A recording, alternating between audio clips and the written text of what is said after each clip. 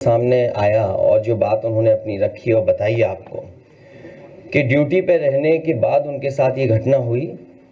अधिकारी तमाम दबाव बनाते हैं और अब साजिश ये रची जा रही है कि वो ड्यूटी पे ही नहीं थे, पहले ही रिलीफ दिखा रहे हैं और जिस स्कूल में वो जिस जगह पढ़ा रहे थे उस संस्था पर भी, वहाँ पर भी दबाव बनाया जा रहा है और कहा जा रहा है कि आप कह दीजिए बीमार हैं पहले से ही। समाजवादी पार्टी की पहले दिन से ही मांग हुई है कि पहले तो इस तरह का वर्क प्रेशर न क्रिएट किया जाए उनके ऊपर, क्योंकि बहुत जिम्मेदारी का काम है, बहुत सावधानी से काम करना है और बहुत सेंसिटिव इशू है। क्योंकि एक बार फॉर्म गलत हो गया, रिजेक्ट हो गया और वोट नहीं बना आपका, तो आपको फुल सर्कल और पूरे कागजों के साथ फिर घूमना पड़ेगा आपको। तो ये जो एसआईआर है, आखिरकार बीजेपी जल्दीबाजी में क्यों है? चुनाव आयोग और भारतीय जनता पार्टी दोनों मिले हुए हैं और उसका परिणाम यह है कि ये जल्दीबाजी क्यों कर रहे हैं। पहले भी मैं ये बात कह चुका हूं कि उत्तर प्रदेश में लगातार शादियां हो रही हैं और शादियों के समय पर लोगों को एक दूसरे के यहां आना जाना, शादी की तैयारी करना, सब व्यस्त हैं और इतने कम समय में एसआईआर कराना और पूरे प्रदेश का, और किस किस को आपने जिम्मेदारी दी है, यहां तक कि जो नगर पालिका के सफाई कर्मचारी हैं उन्हें भी सहायक बनाया हुआ है। अब आप सोचिए, इतना बड़ा फॉर्म है, इतना टेक्निकल चीजें उसके अंदर हैं कि अगर मान लीजिए बीएलओ नहीं कर पा रहा है तो उसके लिए सहायक बनाया गया है सफाई कर्मचारी।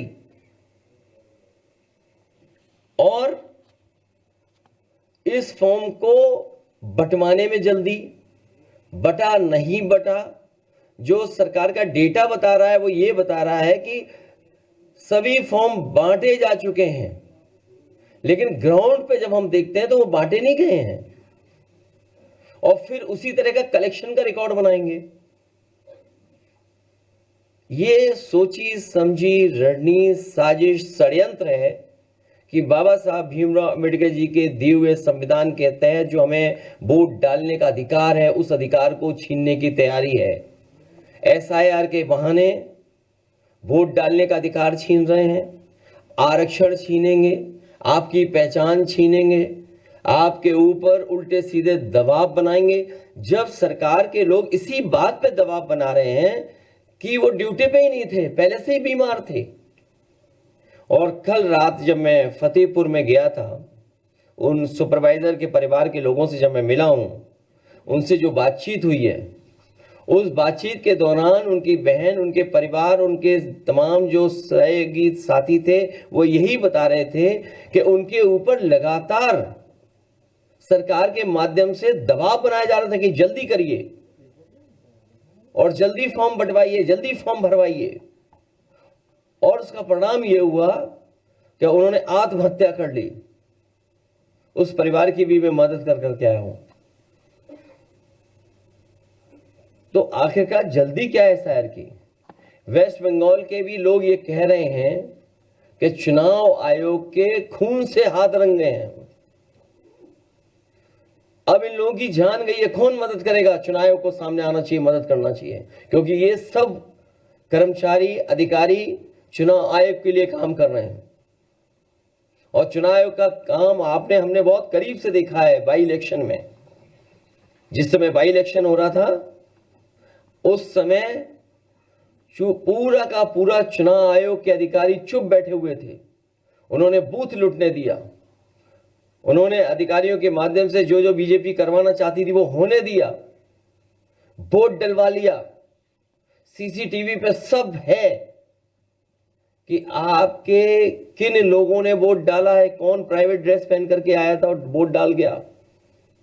इसीलिए सीसीटीवी की अब फुटेज भी नहीं देंगे आपको, रिकॉर्डिंग भी नहीं देंगे। ये पूरी सोची समझी रणनीति है कि लोकतंत्र देश से खत्म हो जाए। अभी मुझे राजीव राय जी की चिट्ठी मिली है, उन्होंने जानकारी दी है कि तरह के उनके सामने संकट, रुकावटें और वो आ रही हैं, कोई सुनवाई नहीं है, अधिकारी बताने को तैयार नहीं है। उनकी ये चिट्ठी है, ये बाकायदा व्हाट्सएप पे आपको भेज दिए जाएंगे। और देखिए, अभी 13वीं नहीं बन पाई है। घोसी लोकसभा में, कई विधानसभा में तैयारी हो गई है। लोकसभा घोसी में तैयारी होगी कि निर्देश चले गए हैं कि 20-20 हजार वोट काट दो हर विधानसभा में। ये राज्य की चिट्ठी के माध्यम से मैं कोट कर रहा हूं बात को। घोसी लोकसभा के मऊ सदर विधानसभा से लगभग 20,000 मतदाताओं के नाम डिलीट कर दिए गए हैं अभी से ही। सोचिए आप, क्या तैयारी है इसका मतलब। तो जो बात हम लोग कह रहे थे कि हर विधानसभा से इतने वोट काट दिए जाएंगे, जब आपका परिणाम आएगा तो आप खुद देखेंगे कि कितने हर विधानसभा से वोट काट दिए गए हैं।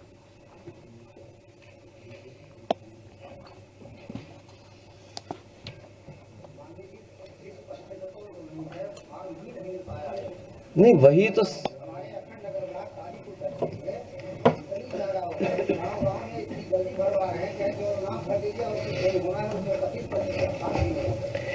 न केवल फॉर्म बल्कि कई बीएलओ लोगों को जिनको ड्यूटी पर काम करने के लिए भेजा गया है, वो लोग जानकारी ही नहीं उनके पास, ट्रेनिंग ही नहीं उनके पास। अभी मैं एक बीएलओ से मिला था,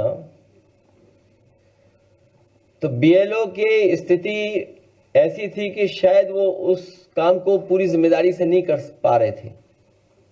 उनके साथ एक सहायक था, उन्होंने अपने रिश्तेदार को बुला रखा था किसी दूसरे शहर से, जो कंप्यूटर इंजीनियर था। तो हमने कहा ये कौन है? बोले ये हमारी मदद करेंगे। अब आप सोचिए, स्थिति है कि बहुत सारे बीएलओ, एक तो जानकारी नहीं है, जल्दीबाजी है, और अगर जानकारी भी है तो दबाव बना रहे हैं उस पर, और जानकारी नहीं है अगर तो किसी न किसी से मदद लेकर के काम चला रहे हैं। तो आखिर इलेक्शन कमीशन क्या चाहता है, क्या करना चाहता है? और अभी जानकारी मिली है कि अभी जो वेबसाइट है उनकी, उससे किसी की भी जानकारी आप ले सकते हैं। आप जो जानकारी दे रहे हैं वो कोई भी जानकारी निकाल सकता है। जो फॉर्म भर करके हैं उसके अंदर, तो कोई भी अगर चाहेगा तो वो जानकारी ले सकता है।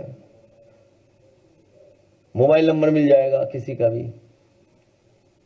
और बीजेपी क्योंकि संसाधन में मजबूत पार्टी है, तो उन्होंने तो एक कंपनी हायर कर रखी है, नोएडा की कोई कंपनी है, वो उनका डिजिटल काम देख रही है, पूरा डिजिटल वोटर लिस्ट। आपको किस विधानसभा की पीडीएफ कॉपी चाहिए, वो तुरंत आपको कॉपी दे देगा। अब ये जो डिटेल है मैं आपको भेज रहा हूँ, स्क्रीन पे लगवा देता हूं मैं। कोई भी इलेक्शन कमीशन से की वेबसाइट पे जाकर के ये डिटेल निकलवा सकता है किसी के भी। तो अगर ये डिटेल निकल रहे हैं तो सोचिए, कोई भी निकाल सकता है डिटेल। इसका मतलब बीजेपी सबका डेटा इकट्ठा कर रही है, हर बूथ का मोबाइल नंबर भी इकट्ठा कर रहे होंगे लोग। तो यही तो सवाल है कि देखिए पूरा निकला, जबकि वोट तो हमारा किसी को पता भी नहीं होना चाहिए, सीक्रेट बैलेट इसीलिए बोला गया है। ये तो बोर्ड की पूरी जानकारी, आप देखिए पूरा जानकारी निकाल सकते हैं आप। मोबाइल नंबर भी आपका किसी का भी आ जाएगा। तो ये क्या कर रहे हैं इलेक्शन कमीशन वाले लोग? अभी मैं स्क्रीन पे लगवा रहा हूं, इसकी just run through in the screen. अरे रुक जाओ एक मिनट, है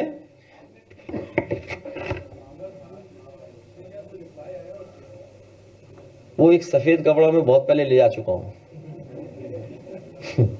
जब बाई इलेक्शन हुआ था, आपने देखा था बाई इलेक्शन, वो मैं बहुत पहले ले जा चुका हूं।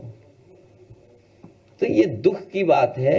यही तो संविधान की धज्जियां उड़ रही हैं, यही तो संविधान को नहीं मान रहे हैं। और देखिए, संविधान के प्रेमबल को पढ़ रहे थे, पहला शब्द सोशलिस्ट है, सेकुलरिस्ट है।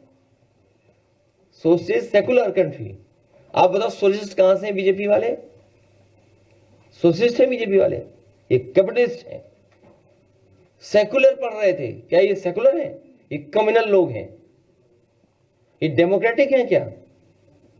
तीनों हमारे जो सिद्धांत हैं उन तीनों का हनन कर रहे हैं ये लोग बैठ कर, और प्रेम्बल पढ़ रहे थे, सोचिए आप। और संविधान की जानकारी देते देते माफिया बोल लेते दूसरे लोगों को। वो पार्ट 2 में है।